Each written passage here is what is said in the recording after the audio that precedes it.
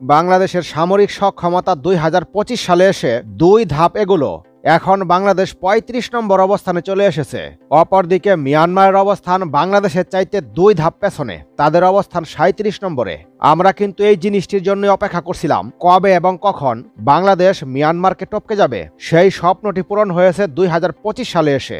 এতদিন কিন্তু মিয়ানমার বাংলাদেশকে শক্তি দেখিয়েছে, এখন উল্টো বাংলাদেশ মিয়ানমারকে শক্তি দেখাবে। এখন হবে শক্তির খেলা। যুদ্ধক্ষেত্রে কৌশলগত হাই গ্রাউন্ড দখল করা মানে হলো যুদ্ধের নিয়ন্ত্রণ করা, অন্যথায় প্রতিপক্ষের দয়ার উপর নির্ভর করা। এতদিন বাংলাদেশ মিয়ানমারের চাইতে সামরিক সক্ষমতায় পিছিয়ে ছিল, যার ফলে মিয়ানমারকে সমীহ করে চলতে হতো, মিয়ানমারের দয়ার উপর থাকতে হতো। কিন্তু এবার কিন্তু পরিস্থিতি পাল্টেছে। ২০২৫ সালে এসে কিন্তু বাংলাদেশ মিয়ানমারকে টপকে ফেলেছে। মিয়ানমার থেকে ২ ধাপ এগিয়ে রয়েছে বাংলাদেশ। সুতরাং বাংলাদেশ কিন্তু এখন হাই গ্রাউন্ড দখল করে যুদ্ধের নিয়ন্ত্রণ নিতে পারে।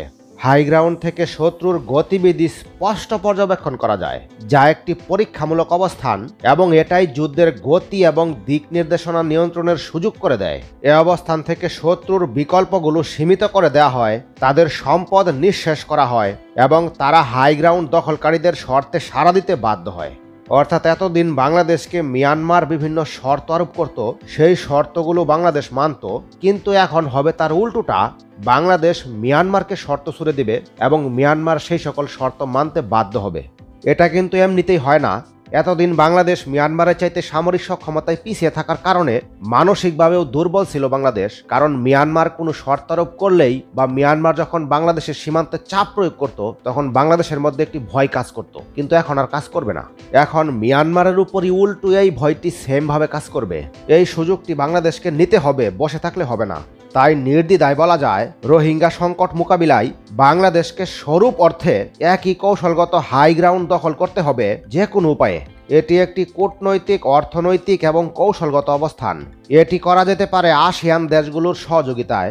Indonesia, Malaysia, Philippines, Singapore, Thailand, Brunei, Cambodia, Laos, Myanmar এবং ভিয়েতনাম, দক্ষিণ পূর্ব এশিয়ার এই 10টি রাষ্ট্র নিয়ে আসিয়ান জোট গঠিত। বাংলাদেশকে তেমন কিছু করতে হবে না।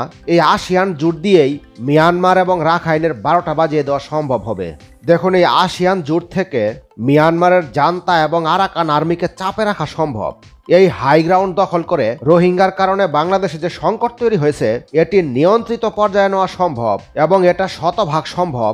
কারণ মিয়ানমারের বিভিন্ন পক্ষকে এমন শর্তে আলোচনায় বসাতে হবে, তাদেরকে আলোচনায় বসাতে বাধ্য করা যাবে, যা বাংলাদেশের জাতীয় নিরাপত্তার সঙ্গে সাংঘর্ষিক হবে না। সুতরাং মিয়ানমার এবং রাখাইন বাধ্য হবে তাদের রোহিঙ্গাদের ফেরত নিতে। এটি অনেকটা সহজ হবে রাষ্ট্রীয় পর্যায়ে আসিয়ানের সঙ্গে কূটনৈতিক আলোচনার মাধ্যমে, যেখানে বাংলাদেশ সরাসরি আসিয়ানের নেতাদের কাছে নিজের অবস্থান তুলে ধরবে। লক্ষ্য হবে একটি ঐক্যবদ্ধ আঞ্চলিক অবস্থান তৈরি করা, যা রাখাইন রাজ্যের অস্থিতিশীলতার বৃহৎ ঝুঁকি তুলে ধরবে, এবং তা তুলে ধরবে আঞ্চলিক এবং বৈশ্বিক পরিমণ্ডলে।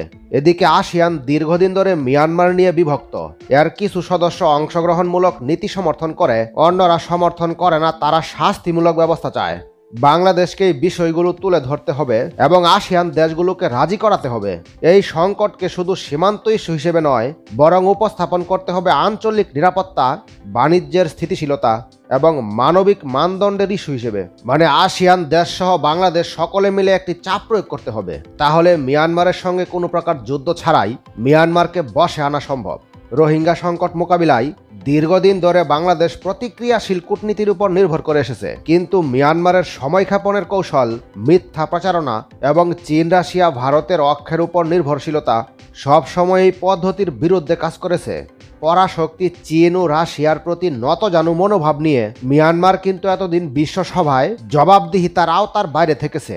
পরাশক্তি রাশিয়া ও চীন মিয়ানমারের সামরিক জান্তাকে রাজনৈতিক ও অর্থনৈতিক সহায়তা দিয়ে গেছে, যা মানবাধিকারকে অগ্রাধিকার না দিয়ে মিয়ানমারের সম্পদ ও কৌশলগত অবস্থানে তাদের স্বার্থের কথা চিন্তা করেই তারা করেছে। মিয়ানমারের রাখাইন রাজ্যের নতুন পরিস্থিতি উদ্ভব হওয়ায় বাংলাদেশের জন্য কৌশলগত পদক্ষেপ নেওয়া অত্যন্ত জরুরি হয়ে পড়েছে।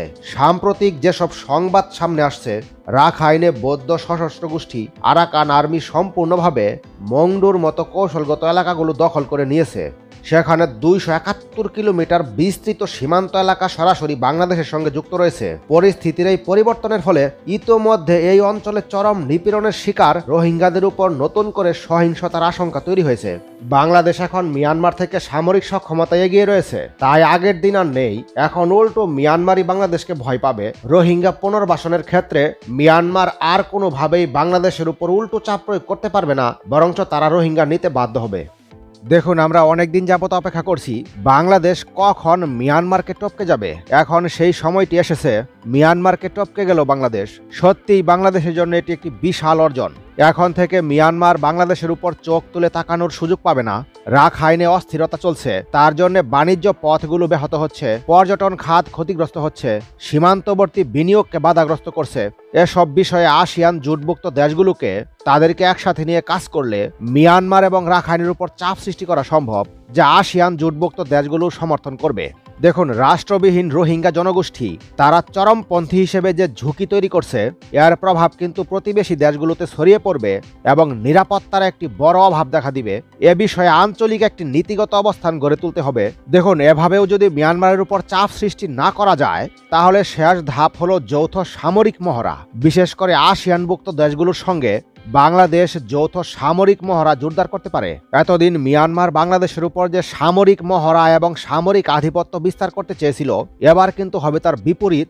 বাংলাদেশ উল্টো মিয়ানমারের উপর সামরিক আধিপত্য চালাবে। মিয়ানমারের চাইতে বাংলাদেশ সামরিক সক্ষমতা এগিয়ে গিয়েছে, এটা নতুন করে প্রমাণ করার কিছু নেই। গ্লোবাল ফায়ার পাওয়ার র্যাঙ্ক 2025, এখানে যে র্যাঙ্কটি প্রকাশিত হয়েছে তাই তার প্রমাণ। দেখুন, একটি দেশ যখন সামরিক সক্ষমতায় বেশি শক্তিশালী হয়, তখন কিন্তু সেই দেশের মিত্রের অভাব হয় না। ঠিক তেমনিভাবে মিয়ানমারের চাইতে বাংলাদেশ এগিয়ে যাওয়ার ফলে আশেপাশের যে দেশগুলো রয়েছে, বিশেষ করে প্রতিবেশী দেশগুলো, এই দেশগুলোর মধ্যে বেশিরভাগ দেশই কিন্তু বাংলাদেশের উপর আস্থাশীল হবে এবং বাংলাদেশকে সর্বাত্মক ভয় করবে। মিয়ানমারের চাইতে বাংলাদেশকে আগে প্রাধান্য দিবে। এখন মিয়ানমারকে বাংলাদেশ থ্রেটও দিতে পারবে। মিয়ানমারকে বিভিন্ন ধরনের হুমকি দেওয়া সহ তাদের উপর আধিপত্য চালাতে পারবে। দেখুন, কৌশলগত এই আধিপত্য বা হাই গ্রাউন্ড দখল মিয়ানমারের অভ্যন্তরীণ ও বাহ্যিক হিসাব নিকাশে বড় ধরনের চ্যালেঞ্জ করবে, যা জান্তা সরকার এবং আরাকান আর্মিকে রোহিঙ্গা প্রত্যাবাসনের বিষয়টি পুনর্বিবেচনা করতে বাধ্য করবে। এতদিন মিয়ানমার বলেছিল, আমরা রোহিঙ্গা নিব না, তোমরা যা করতে পারো করো। কিন্তু এখন বাংলাদেশ বলতে পারবে, তোমরা রোহিঙ্গা নিবে কিনা বলো, তা না হলে আমরা যা ব্যবস্থা করার করব। এই হুমকি দেওয়ার পর মিয়ানমার রোহিঙ্গা নিতে বাধ্য হবে। দেখুন, বর্তমানে আরাকান আর্মিরা রাখাইনের নিয়ন্ত্রণ নিয়ে অতিমাত্রায় আত্মবিশ্বাসী হয়ে গিয়েছে, যা তাদের স্বায়ত্তশাসনের একটি জোরালো অনুভূতির জন্ম দিয়েছে। এজন্য তারা বেশ অনেকটাই বেপরোয়া আচরণ করা শুরু করেছে। বাংলাদেশের পক্ষ থেকে এ পর্যন্ত কোনো থ্রেট দেওয়া হয়নি, তো এখন কিন্তু সেই সময়টি এসেছে মিয়ানমার এবং আরাকানকে চাপে রাখার, তাদেরকে থ্রেট দেওয়ার। অর্থাৎ মিয়ানমার এবং আরাকানের উপর দাদাগিরি করতে হবে, তা না হলে সামরিক সক্ষমতা বৃদ্ধির কোনো মূল্য নেই। মিয়ানমারের উপর বাংলাদেশের সামরিক শক্তির দাপট দেখানো উচিত কিনা, নাকি মিয়ানমারের কাছে এখনো নতজানু অবস্থায় থাকা উচিত বাংলাদেশের, এ বিষয়ে কমেন্টে জানিয়ে দিন আপনাদের মতামত। পরবর্তী নতুন ভিডিও সবার আগে পেতে একটি লাইক দিয়ে চ্যানেলটি সাবস্ক্রাইব করে রাখুন।